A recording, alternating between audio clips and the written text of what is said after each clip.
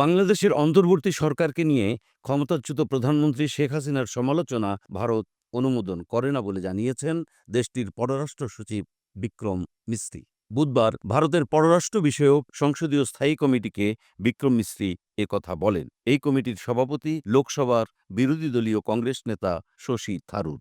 বিক্রম মিস্ত্রি গত সোমবার ঢাকা সফর করেন। সফরে তিনি বাংলাদেশের পররাষ্ট্র সচিব মোহাম্মদ জসিমউদ্দিনের সঙ্গে বৈঠক করেন। বাংলাদেশের অন্তর্বর্তী সরকারের প্রধান উপদেষ্টা ডক্টর মোহাম্মদ ইউনূসের সঙ্গে সৌজন্য সাক্ষাৎ করেন বিক্রম মিস্ত্রি। এছাড়া তিনি বাংলাদেশের পররাষ্ট্র উপদেষ্টা তৌহিদ হোসেনের সঙ্গেও বৈঠক করেন। বিক্রম মিস্ত্রি তার ঢাকা সফর নিয়ে ভারতের পররাষ্ট্র বিষয়ক সংসদীয় স্থায়ী কমিটিকে ব্রিফ করেন।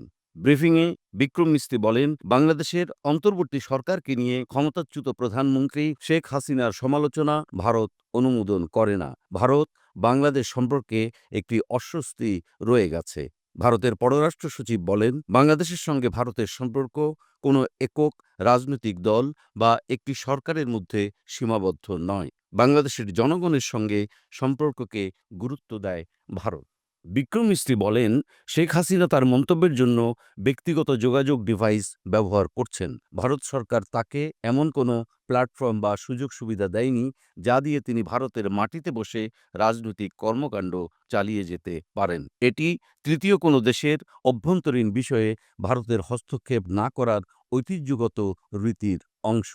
বিক্রম মিস্ত্রির এই বক্তব্য তাৎপর্যপূর্ণ, কারণ শেখ হাসিনা বাংলাদেশের প্রধান উপদেষ্টা ডক্টর ইউনূসের নেতৃত্বাধীন অন্তর্বর্তী সরকারের সমালোচনা করে ভিডিও বার্তা দিয়ে আসছেন।